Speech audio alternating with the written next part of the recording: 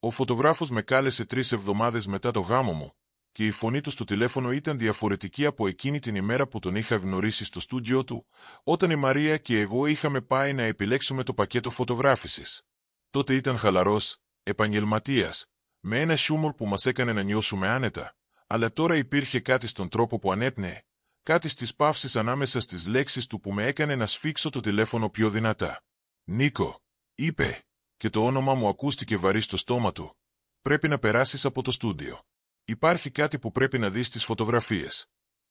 Του είπα ότι περίμενα να μου τη στείλει ηλεκτρονικά όπως είχαμε συμφωνήσει, αλλά εκείνος επέμεινε με έναν τρόπο που δεν άφηνε περιθώρια για συζήτηση. «Όχι, πρέπει να έρθεις εδώ.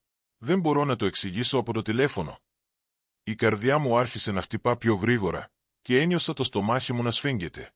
Ήταν Παρασκευή απόγευμα και είχα μόλις γυρίσει από τη δουλειά, κουρασμένος από μια εβδομάδα γεμάτη συναντήσεις και προθεσμίες. Η Μαρία ήταν στο σπίτι της μητέρας της, βοηθώντας τη με κάποιες ανακαινήσεις, και δεν θα γύριζε μέχρι αργά το βράδυ. Του είπα ότι θα περνούσε σε μια ώρα, και όταν έκλεισε το τηλέφωνο, κοίταξα το δαχτυλίδι στο χέρι μου, το χρυσό που έλαμπε στο φως του απογεύματος που έμπαινε από το παράθυρο του διαμερίσματός μας. 3 εβδομάδες παντρεμένος, και ήδη κάτι πήγαινε στραβά. Δεν ήξερα τι, αλλά το ένστικτό μου έλεγε ότι αυτό το τηλεφώνημα θα άλλαζε κάτι. Το στούντιο του Ανδρέα βρισκόταν στο κέντρο της πόλης, σε έναν τρίτο όροφο ενός παλιού κτηρίου με ψηλά ταβάνια και μεγάλα παράθυρα που άφηναν το φυσικό φως να πλημμυρίζει τον χώρο. Όταν έφτασα, ο ήλιος είχε αρχίσει να δει, και οι σκιές μέσα στο στούντιο ήταν μακριές και παράξενες, σκοτεινές γραμμές που έπεφταν πάνω στον εξοπλισμό και στα πορτρέτα που κρέμονταν στους τοίχους. Ο Ανδρέας με περίμενε στην πόρτα, και όταν με είδε, δεν χαμογέλασε. Ήταν ένας άνδρας στα 40 του, με γκρίζα μαλλιά στους κροτάφους και χέρια που έτρεμαν ελαφρά καθώς με οδηγούσε μέσα. «Ευχαριστώ που ήρθες τόσο γρήγορα», είπε, και η φωνή του ήταν χαμηλή, σχεδόν ψιθυριστή, σαν να φοβόταν ότι κάποιος άλλος θα μπορούσε να τον ακούσει. Τον ακολούθησα μέσα στο στούντιο, και η μυρωδιά του καφέ και του χαρτιού φωτογραφίας γέμισε τα ρουθούνια μου, μια οικία μυρωδιά που με έκανε να θυμηθώ την ημέρα του γάμου, τη χαρά, το γέλιο, τον τρόπο που η Μαρία με κοίταζε όταν είπαμε το «ναι». Αλλά τώρα, εκείνη η ανάμνηση φαινόταν μακρινή, σαν να ανήκε σε κάποιον άλλον. Ο Ανδρέας με οδήγησε σε ένα γραφείο στο πίσω μέρος του στούντιου, όπου μια μεγάλη οθόνη υπολογιστή έλαμπε στο σκοτάδι. «Κάθισε», μου είπε, και εγώ κάθισα, νιώθοντας το βάρος της στιγμής να με πιέζει. Εκείνος στάθηκε πίσω μου, και άκουσα την αναπνοή του, βαριά και ανώμαλη. Όταν επεξεργαζόμουν τις φωτογραφίες, άρχισε. Παρατήρησα κάτι. Στην αρχή νόμισα ότι ήταν απλώς ένα πρόβλημα με τον φακό, ή ίσως κάποιο ψηφιακό θόρυβο. Αλλά όσο περισσότερο κοίταζα, τόσο πιο σίγουρος γινόμουν ότι δεν ήταν τυχαίο. Κοίταξα την οθόνη, και η καρδιά μου σταμάτησε για μια στιγμή. Η φωτογραφία που έβλεπα ήταν από τη τελετή, τη στιγμή που η Μαρία και εγώ στεκόμασταν μπροστά στον ιερέα, χαμογελώντας, κρατώντας τα χέρια ο ένας του άλλου. Ήταν μια όμορφη φωτογραφία, γεμάτη φως και χρώμα, αλλά ο Ανδρέας έκανε zoom σε ένα σημείο στο βάθος, πίσω από τους καλεσμένους που καθόταν στις καρέκλες. Εκεί, ανάμεσα στα πρόσωπα που γνώριζα, υπήρχε ένα άλλο πρόσωπο, ένα που δεν θα έπρεπε να είναι εκεί. Ήταν θολό, σαν να κινούνταν όταν τραβήχτηκε η φωτογραφία, αλλά τα χαρακτηριστικά του ήταν αρκετά ξεκάθαρα για να με κάνουν να παγώσω.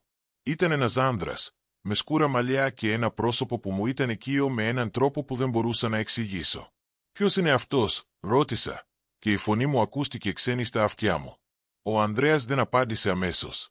Αντίθετα, άλλαξε τη φωτογραφία, δείχνοντας μου μια άλλη, αυτή τη φορά από τη δεξίωση. Η Μαρία και εγώ χορεύαμε, και οι καλεσμένοι μας περιέβαλαν, χειροκροτώντας και γελώντας. Αλλά και πάλι, στο βάθος, εκεί ήταν. Το ίδιο πρόσωπο, αυτή τη φορά πιο κοντά, σαν να είχε μετακινηθεί μέσα στο πλήθος. Και σε μια τρίτη φωτογραφία, από τη στιγμή που κόβαμε την τούρτα, το πρόσωπο ήταν ακόμα πιο κοντά, σχεδόν ακριβώς πίσω από τη Μαρία, κοιτάζοντας απευθείας τη κάμερα. «Δεν ξέρω ποιος είναι», είπε τελικά ο Ανδρέας, και η φωνή του έτρεμε. «Αλλά δεν ήταν στη λίστα των καλεσμένων σου». Το έλεγξα, και κανείς από τους ανθρώπους που ρώτησα δεν το θυμάται να είναι εκεί. Ένιωσα το αίμα μου να παγώνει. Κοίταξα το πρόσωπο στην οθόνη, προσπαθώντας να το θυμηθώ, να το τοποθετήσω κάπου στη μνήμη μου, αλλά δεν μπορούσα. Και όμως, υπήρχε κάτι σε αυτό, κάτι που με έκανε να νιώθω άβολα, σαν να είχα δει αυτό το πρόσωπο πριν, σε ένα όνειρο ή σε μια ξεχασμένη ανάμνηση. Ίσως ήταν κάποιος που ήρθε με έναν από τους καλεσμένους, είπα, προσπαθώντας να βρω μια λογική εξήγηση, αλλά ακόμα και εγώ δεν πίστευα τα λόγια μου. Ο Ανδρέας κούνησε το κεφάλι του. Το σκέφτηκα κι εγώ. Αλλά κοίταξε αυτό. Άλλαξε σε μια άλλη φωτογραφία, αυτή τη φορά από την αρχή της ημέρας, όταν η Μαρία ετοιμαζόταν στο ξενοδοχείο με τις φίλες της. Ήταν μια φωτογραφία που είχα τραβήξει εγώ ο ίδιος με το κινητό μου και την είχα στείλει στον Ανδρέα για να την προσθέσει στο άλμπουμ. Στο παράθυρο του δωματίου, ανάμεσα στις κουρτίνες, υπήρχε μια σκιά. Μια σιλουέτα που έμοιαζε με άνθρωπο, στεκόμενη εκεί, κοιτάζοντας μέσα. Και όταν ο Ανδρέας έκανε zoom, είδα το ίδιο πρόσωπο, τα ίδια σκούρα μαλλιά, την ίδια έκφραση που ήταν ταυτόχρονα κενή και έντονη. Αυτό ήταν στον τρίτο όροφο. Ψιθύρισα και το στομάχι μου στριφογύρισε. Δεν υπάρχει τρόπος κάποιος να στεκόταν εκεί έξω. Ο Ανδρέας με κοίταξε και στα μάτια του είδα τον ίδιο φόβο που ένιωθα κι εγώ. «Ξέρω», είπε, «γι' αυτό σε κάλεσα. Νομίζω ότι κάποιος σας παρακολουθούσε. Όλη την ημέρα». Βγήκα από το στούντιο με τα χέρια μου να τρέμουν και το μυαλό μου να γυρίζει. Ο Ανδρέας μου είχε δώσει ένα USB με όλες τις φωτογραφίες και μου είχε πει να τις κοιτάξω προσεκτικά, να δω αν μπορούσα να βρω κάτι άλλο.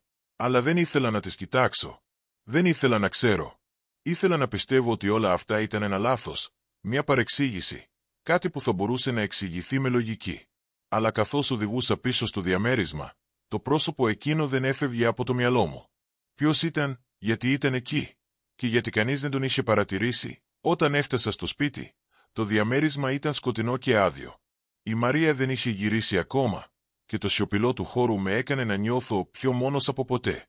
Άναψα τα φώτα και κάθισα στον καναπέ, κρατώντας το USB στα χέρια μου σαν να ήταν κάτι επικίνδυνο. Για μια στιγμή, σκέφτηκα να το πετάξω, να το ξεχάσω, να προσποιηθώ ότι αυτό το τηλεφώνημα δεν είχε συμβεί ποτέ. Αλλά ήξερα ότι δεν μπορούσα. Ήξερα ότι αν δεν έβλεπα τις φωτογραφίες, αν δεν προσπαθούσα να καταλάβω τι συνέβαινε, θα με καταδίωκε για πάντα. Έτσι, άνοιξα το λάπτοπ μου και έβαλα το USB. Οι φωτογραφίες φορτώθηκαν αργά, μία-μία, και καθώς τις κοίταζα, ένιωσα έναν παγωμένο φόβο να με κατακλείζει. Το πρόσωπο ήταν παντού. Σε κάθε φωτογραφία, σε κάθε στιγμή της ημέρας. Μερικές φορές στο βάθος, μερικές φορές πιο κοντά, αλλά πάντα εκεί, πάντα κοιτάζοντας. Και σε μια φωτογραφία, την τελευταία που τράβηξε ο Ανδρέας πριν φύγουμε από τη δεξίωση, το πρόσωπο ήταν ακριβώς πίσω από τη Μαρία, τόσο κοντά που θα μπορούσε να την αγγίξει. Και στα μάτια του, είδα κάτι που με έκανε να σταματήσω να αναπνέω. Δεν ήταν απλώς ένας ξένος. Ήταν κάποιος που την ήξερε. Κάποιος που την ήθελε. Όταν η Μαρία γύρισε εκείνο το βράδυ, ήταν κουρασμένη αλλά χαμογελαστή, με μπογιά στα χέρια της από τις ανακαινήσεις στο σπίτι της μητέρας της. Με φίλησε στο μάγουλο και πήγε κατευθείαν στο μπάνιο για να πλυθεί, και εγώ κάθισα εκεί, κοιτάζοντας την πόρτα, προσπαθώντας να βρω τα λόγια για να της πω τι είχα δει. Αλλά πώς να της το πω, πώς να της εξηγήσω ότι κάποιος μας είχε παρακολουθήσει όλη την ημέρα του γάμου μας, ότι κάποιος είχε στέκει στο παράθυρο του δωματίου της, ότι κάποιος την κοίταζε με έναν τρόπο που με έκανε να νιώθω άρρωστος όταν βγήκε από το μπάνιο. Με κοίταξε και το χαμόγελο της έσβησε. «Τι έγινε?» ρώτησε, και η φωνή της ήταν γεμάτη ανησυχία. «Είσαι πολύ χλωμός». Της είπα να καθίσει, και της έδειξα τις φωτογραφίες. Την παρακολούθησα καθώς τις κοίταζε, μία-μία, και είδα το πρόσωπο της να αλλάζει, από σύγχυση σε φόβο σε κάτι άλλο, κάτι που δεν μπορούσα να διαβάσω. Όταν έφτασε στην τελευταία φωτογραφία, εκείνη με το πρόσωπο πίσω της, σταμάτησε. Τα χέρια της έτρεμαν, και το λάπτοπ σχεδόν έπεσε από τα γόνατά της. «Μαρία», είπα, και η φωνή μου ήταν πιο δυνατή από όμικρον με τόνο τη σκόπευα. «Ποιος είναι αυτός?» Εκείνη δεν απάντησε. Απλώς κοίταζε την οθόνη, και τα μάτια της γέμισαν δάκρυα. «Μαρία», επανέλαβα, και αυτή τη φορά την άγγιξα στον ώμο, αλλά εκείνη την άφτηκε σαν να την είχα κάψει.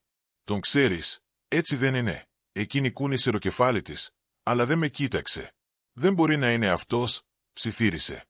«Δεν μπορεί». «Ποιος?» ρώτησα, και τώρα η φωνή μου ήταν σκληρή, γεμάτη μια οργή που δεν ήξερα ότι είχα μέσα μου. «Ποιος είναι αυτός ο άνθρωπος?» Η Μαρία σήκωσε το βλέμμα της, και στα μάτια της είδα έναν φόβο που ήταν πιο βαθύς από οτιδήποτε είχα δει ποτέ. «Είναι ο Αλέξης», είπε, και η φωνή της ήταν τόσο χαμηλή που σχεδόν δεν την άκουσα. «Ο πρώην μου». Το όνομα κρέμασε στον αέρα ανάμεσά μας σαν μια καταραμένη λέξη. Ο Αλέξης. Η Μαρία μου είχε μιλήσει για αυτόν μόνο μία φορά, πριν από πολύ καιρό, όταν μόλις είχαμε αρχίσει να βγαίνουμε. Μου είχε πει ότι είχε έναν πρώην που ήταν περίπλοκος. Αυτή ήταν η λέξη που είχε χρησιμοποιήσει. Περίπλοκος. Δεν μου είχε πει πολλά, μόνο ότι η σχέση τους είχε τελειώσει άσχημα και ότι δεν ήθελε να μιλήσει για αυτό. Και εγώ, ανόητος που ήμουν, δεν είχα πίεση. Είχα σεβαστεί την ιδιωτικότητά της, είχα πιστέψει ότι το παρελθόν ήταν παρελθόν. Αλλά τώρα, καθώς κοίταζα το πρόσωπο στην οθόνη, κατάλαβα ότι το παρελθόν δεν ήταν ποτέ πραγματικά παρελθόν. «Πότε τον είδες τελευταία φορά?» ρώτησα, και η φωνή μου ήταν ψυχρή, ελεγχόμενη, αν και μέσα μου ένιωθα σαν να καιγόμουν. Η Μαρία σκούπισε τα μάτια της με το πίσω μέρος του χεριού της. «Πριν από 2 χρόνια», είπε. Όταν του είπα ότι τελείωσε. Εκείνος δεν το δέχτηκε καλά. Με παρακολουθούσε για λίγο καιρό, με έστελνε μηνύματα, με καλούσε συνέχεια. Αλλά μετά σταμάτησε. Νόμιζα ότι είχε προχωρήσει. Και δεν μου είπες τίποτα. Η οργή μου τώρα ήταν ξεκάθαρη, και η Μαρία το ένιωσε. Εκείνη με κοίταξε, και στα μάτια της είδα ενοχή και φόβο. «Δεν ήθελα να σε ανησυχήσω», είπε. «Νόμιζα ότι είχε τελειώσει. Νόμιζα ότι ήμουν ασφαλής». Σηκώθηκα από τον καναπέ και άρχισα να περπατώ πέρα δόθε στο δωμάτιο, προσπαθώντας να επεξεργαστώ αυτό που μου έλεγε. Ο Αλέξης. Ο πρώην της. Ο άνθρωπος που την είχε παρακολουθήσει, που την είχε τρομοκρατήσει, που τώρα είχε εμφανιστεί στο γάμο μας, κρυμμένος στις σκιές, κοιτάζοντας, περιμένοντας. «Πρέπει να πάμε στην αστυνομία», είπα, και η Μαρία κούνησε το κεφάλι της. «Και να τους πούμε τι? Ότι υπάρχει ένας άνθρωπος στις φωτογραφίες μας, δεν έχουμε αποδείξεις ότι έκανε κάτι παράνομο. Απλώς ήταν εκεί. Ήταν στο παράθυρο του δωματίου σου», είπα, και η φωνή μου ήταν σκληρή. «Στον 3ο όροφο. Αυτό δεν είναι φυσιολογικό. Αυτό είναι παρενόχληση». Η Μαρία σήκωσε τα χέρια της σε μια χειρονομία ανημπόρειας. «Ξέρω», είπε. «Αλλά τι μπορούμε να κάνουμε? Δεν ξέρουμε καν που είναι τώρα». Εκείνη τη νύχτα, κανείς από τους δύο μας δεν κοιμήθηκε. Κάθισε στον καναπέ, κοιτάζοντας την πόρτα, ακούγοντας κάθε ήχο στο κτίριο, κάθε βήμα στο διάδρομο, κάθε τρίξιμο του ξύλου. Η Μαρία ήταν στο κρεβάτι, αλλά την άκουγα να κινείται, να γυρίζει, να αναστενάζει. Και όλη τη νύχτα, το πρόσωπο του Αλέξη με κυνηγούσε, εκείνα τα σκούρα μάτια που κοίταζαν από τις φωτογραφίες, εκείνη η έκφραση που ήταν ταυτόχρονα κενή και γεμάτη πάθος. Την επόμενη μέρα, πήγα πίσω στο στούντιο του Ανδρέα. Του είπα τι μου είχε πει η Μαρία, και εκείνος άκουσε με σοβαρό πρόσωπο, κουνώντας το κεφάλι του. «Πρέπει να βρούμε περισσότερα για αυτόν τον άνθρωπο», είπε. «Αν πραγματικά την παρακολουθούσε, τότε υπάρχει πιθανότητα να το κάνει ακόμα». Μου έδωσε το όνομα ενός ιδιωτικού ερευνητή που γνώριζε, κάποιου που θα μπορούσε να μας βοηθήσει να βρούμε τον Αλέξη, να μάθουμε τι έκανε, που ήταν. Και εγώ, απελπισμένος για απαντήσεις, τον κάλεσα αμέσως. Ο ερευνητής, ένας άντρας που λεγόταν Δημήτρης, με συνάντησε το απόγευμα της ίδιας μέρας σε ένα καφέ κοντά στο σπίτι μου. Ήταν ένας κοντός, γεροδεμένος άντρας με γκρίζα γένια και μάτια που έμοιαζαν να βλέπουν πάρα πολλά. Του έδειξα τις φωτογραφίες, του είπα την ιστορία, και εκείνος άκουσε χωρίς να διακόψει, κρατώντας σημειώσεις σε ένα μικρό σημειωματέριο. «Θα χρειαστώ μερικές μέρες», είπε όταν τελείωσα. «Αλλά θα βρω τι μπορώ για αυτόν τον Αλέξη. Αν έχει ιστορικό παρενόχλησης, αν έχει κάνει κάτι παρόμοιο στο παρελθόν, θα το μάθω». Του έδωσα όλες τις πληροφορίες που είχα, το ονοματεπώνυμο του Αλέξη που μου είχε πει η Μαρία, την τελευταία διεύθυνση που γνώριζε, οτιδήποτε θα μπορούσε να βοηθήσει. Και μετά, περίμενα. Οι επόμενες μέρες ήταν οι πιο δύσκολες της ζωής μου. Κάθε φορά που το τηλέφωνο μου χτυπούσε, πετούσα να το απαντήσω, ελπίζοντας ότι ήταν ο Δημήτρης με νέα. Κάθε φορά που άκουγα έναν ήχο έξω από το διαμέρισμα, πήγαινα στο παράθυρο, κοιτάζοντας έξω, ψάχνοντας για εκείνο το πρόσωπο. Και η Μαρία, η γυναίκα μου, η γυναίκα που αγαπούσα, έγινε ένα σκιώδη σε αυτός του εαυτού της. Δεν έτρωγε, δεν κοιμόταν, δεν μιλούσε παρά μόνο όταν της μιλούσα πρώτα. Και στα μάτια της, έβλεπα έναν φόβο που με έκανε να θέλω να σπάσω κάτι, να βρω τον Αλέξη και να τον κάνω να πληρώσει για αυτό που της είχε κάνει. 4 μέρες αργότερα, ο Δημήτρης με κάλεσε. Η φωνή του ήταν σοβαρή, και μου είπε να τον συναντήσω στο γραφείο του. Όταν έφτασα, με περίμενε με έναν φάκελο γεμάτο έγγραφα και φωτογραφίες. «Ο Αλέξης Παπαδόπουλος», είπε, ανοίγοντας τον φάκελο και βγάζοντας μια φωτογραφία. Ήταν το ίδιο πρόσωπο από τις φωτογραφίες του γάμου, αλλά αυτή τη φορά ήταν πιο ξεκάθαρο, πιο πραγματικό. 35 ετών, ζει στη Θεσσαλονίκη. Έχει ιστορικό παρενόχλησης, 2 προηγούμενες καταγγελίες από πρώην σύντροφους. Μία από αυτές οδήγησε σε απαγορευτικό διάταγμα, αλλά έληξε πριν από 1 χρόνο. Ένιωσα το στομάχι μου να σφίγγεται. Και τώρα, πού είναι τώρα? Ο Δημήτρης με κοίταξε, και στα μάτια του είδα κάτι που με έκανε να παγώσω. Αυτό είναι το πρόβλημα, είπε. Δεν μπορώ να τον βρω. Έφυγε από τη Θεσσαλονίκη πριν από 2 μήνες, και από τότε δεν υπάρχει κανένα ίχνος του. Κανένα τηλέφωνο, καμία διεύθυνση, τίποτα. Είναι σαν να εξαφανίστηκε. Ή σαν να κρύβεται, είπα, και η φωνή μου ήταν σκληρή. Ο Δημήτρης κούνησε το κεφάλι του. Ακριβώς. Και αν κρύβεται, τότε υπάρχει λόγος. Νομίζω ότι σχεδιάζει κάτι. Με κοίταξε απευθείας στα μάτια. Πρέπει να είσαι προσεκτικός, Νίκο. Αυτός ο άνθρωπος είναι επικίνδυνος. Και αν πραγματικά ήταν στο γάμο σας, αν πραγματικά σας παρακολουθούσε, τότε δεν έχει τελειώσει ακόμα.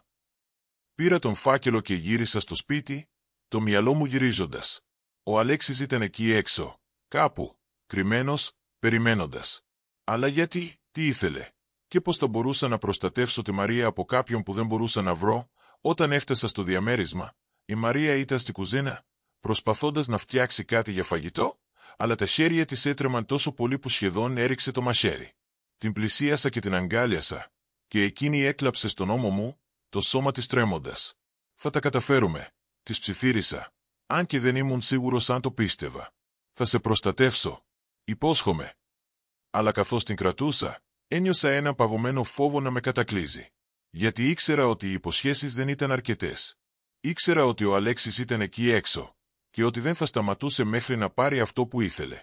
Την επόμενη εβδομάδα, άλλαξα όλες τις κλειδαριές στο διαμέρισμα, εγκατέστησα κάμερες ασφαλείας στην είσοδο και στο μπαλκόνι, και έκανα ομικρον με τόνο τι μπορούσα για να κάνω τη Μαρία να νιώσει ασφαλής. Αλλά ήξερα ότι δεν ήταν αρκετό. Ο Αλέξης ήταν έξυπνος, υπομονετικός, και αν πραγματικά την ήθελε, θα έβρισκε έναν τρόπο. Και μετά, μια νύχτα, συνέβη. Ήταν περίπου στις 2 το πρωί, και εγώ ήμουν ξύπνιος, κάθισα στον καναπέ, κοιτάζοντας τις οθόνες των καμερών ασφαλείας στο λάπτοπ μου. Η Μαρία κοιμόταν στο κρεβάτι, και το διαμέρισμα ήταν ήσυχο, μόνο ο ήχος της αναπνοής της και το απαλό βουητό του ψυγείου. Και μετά, είδα κάτι στην οθόνη. Μια σκιά, κινούμενη στο διάδρομο έξω από την πόρτα μας. Η καρδιά μου σταμάτησε, και σηκώθηκα αργά, προσπαθώντας να μην κάνω θόρυβο. Πλησίασα την πόρτα και κοίταξα από το ματάκι. Εκεί, στέκοντας ακριβώς έξω, ήταν ένας άνδρας. Δεν μπορούσα να δω το πρόσωπο του καθαρά, αλλά η σιλουέτα του ήταν οικία. Τα σκούρα μαλλιά, το ύψος, ο τρόπος που στεκόταν. Ήταν ο Αλέξης. Ένιωσα το αίμα μου να παγώνει, και για μια στιγμή δεν μπορούσα να κινηθώ. Και μετά, εκείνος έκανε κάτι που με έκανε να σταματήσω να αναπνέω. Σήκωσε το χέρι του και χτύπησε την πόρτα.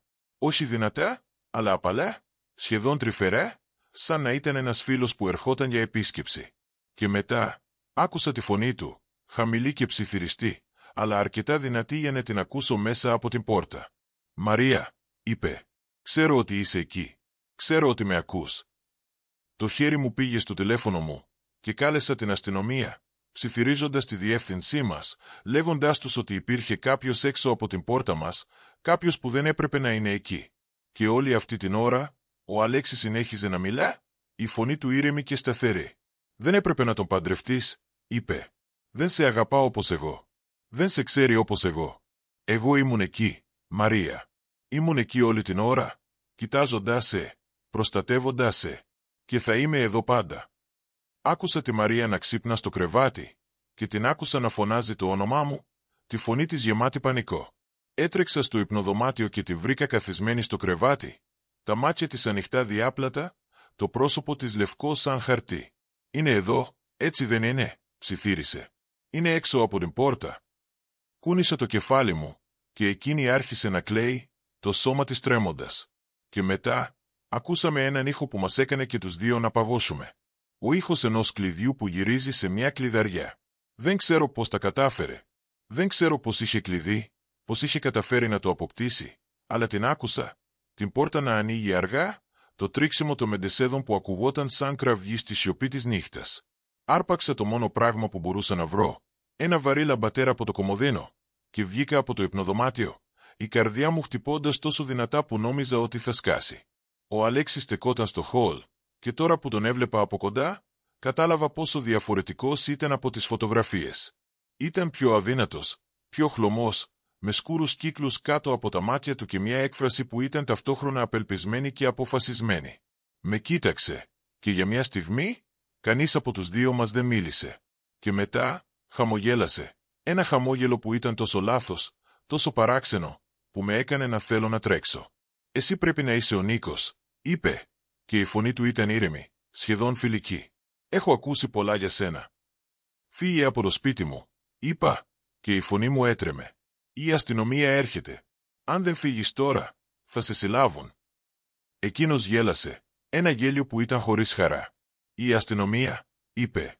«Νομίζεις ότι με νοιάζει η αστυνομία? Νομίζεις ότι με νοιάζει τίποτα άλλο εκτός από εκείνη?»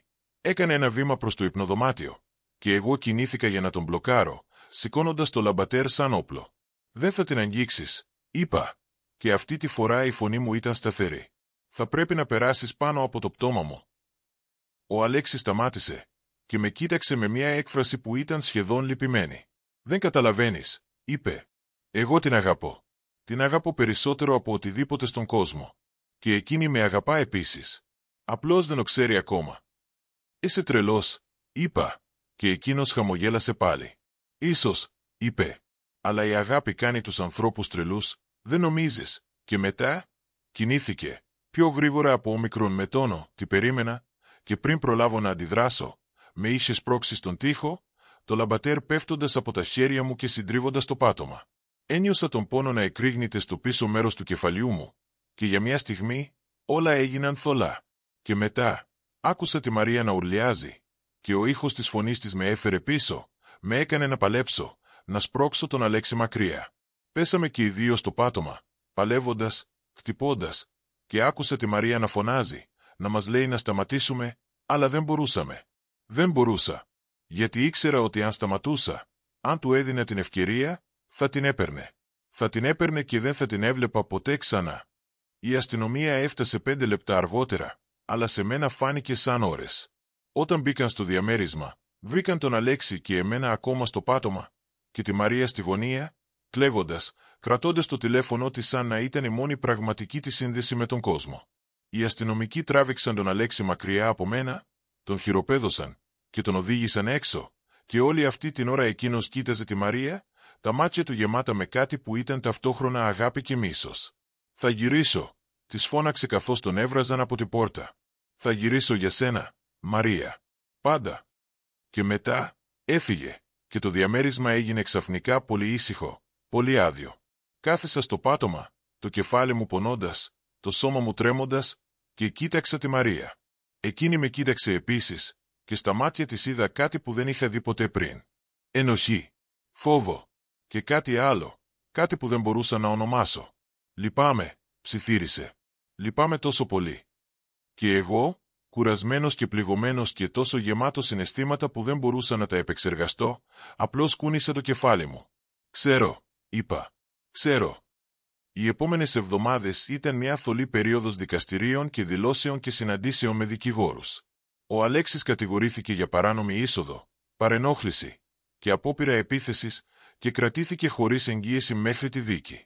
Και η Μαρία και εγώ προσπαθήσαμε να επιστρέψουμε στη ζωή μας, να προσποιηθούμε ότι όλα ήταν φυσιολογικά, αλλά ήξερα ότι δεν ήταν.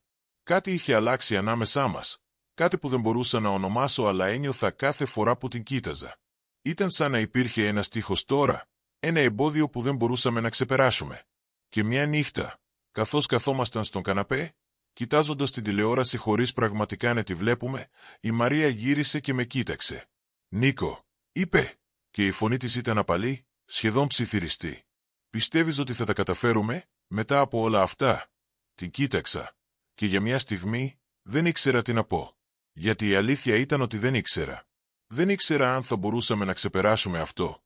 Αν θα μπορούσαμε να ξεχάσουμε το πρόσωπο του Αλέξη στις φωτογραφίες του γάμου μας, τη φωνή του έξω από την πόρτα μας, τον τρόπο που την κοίταζε σαν να ήταν κάτι που του ανήκε. Αλλά την αγαπούσα. Παρά όλα αυτά, παρά τον φόβο και την οργή και τη σύγχυση, την αγαπούσα. Και έτσι, της πήρα το χέρι και το έσφιξα. Και της είπα το μόνο πράγμα που μπορούσα να πω. «Θα το προσπαθήσουμε», είπα. «Θα το προσπαθήσουμε». Πέρασαν 6 μήνες από εκείνη τη νύχτα και η ζωή μας άρχισε αργά να επιστρέψει σε κάτι που έμοιαζε με κανονικότητα. Ο Αλέξης καταδικάστηκε και στάλθηκε στη φυλακή για 3 χρόνια και η Μαρία και εγώ προσπαθήσαμε να προχωρήσουμε, να χτίσουμε μια ζωή που δεν ορίζονταν από τον φόβο. Μετακομίσαμε σε ένα νέο διαμέρισμα, σε μια διαφορετική γειτονιά και άλλαξα τον αριθμό του τηλεφώνου μου. Και αργά, πολύ αργά, η Μαρία άρχισε να χαμογελά πάλι, να γελά πάλι, να είναι η γυναίκα που είχα ερωτευτεί. Αλλά υπήρχαν στιγμές, όταν νόμιζε ότι δεν την κοίταζα, που έβλεπα τη σκιά να περνά από το πρόσωπό της, τον φόβο να επιστρέφει στα μάτια της. Και ήξερα ότι δεν είχε τελειώσει, όχι πραγματικά. Ότι ο Αλέξης θα ήταν πάντα εκεί, στο πίσω μέρος του μυαλού της, μια σκοτεινή παρουσία που δεν θα έφευγε ποτέ εντελώς. Και μια μέρα, καθώς κοίταζα τις φωτογραφίες του γάμου μας, τις φωτογραφίες που ο Ανδρέας είχε τελικά επεξεργαστεί και μας είχε δώσει, είδα κάτι που δεν είχα παρατηρήσει πριν. Σε μια από τις τελευταίες φωτογραφίες, εκείνη με τη Μαρία και εμένα να φεύγουμε από τη δεξίωση, υπήρχε μια σημείωση στο πίσω μέρος, γραμμένη με ένα χέρι που δεν αναγνώριζα. Έλεγε απλώς «Θα σε δω σύντομα». Και καθώς κοίταζα εκείνες τις λέξεις, ένιωσα έναν παγωμένο φόβο να με κατακλείζει, γιατί ήξερα ότι δεν ήταν τελειωμένο. Ότι ο Αλέξης θα γύριζε, όπως είχε υποσχεθεί.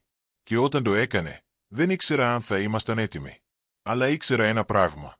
Ότι αυτή τη φορά δεν θα τον άφηνα να κερδίσει. Ότι θα πολεμούσα για τη Μαρία, για τη ζωή μας, για το μέλλον που είχαμε χτίσει μαζί. Και ότι όποιος και αν ήταν ο Αλέξης, όποια και αν ήταν η αιμονή του, δεν θα μας κατέστρεφε. Όχι αυτή τη φορά. Όχι ποτέ ξανά.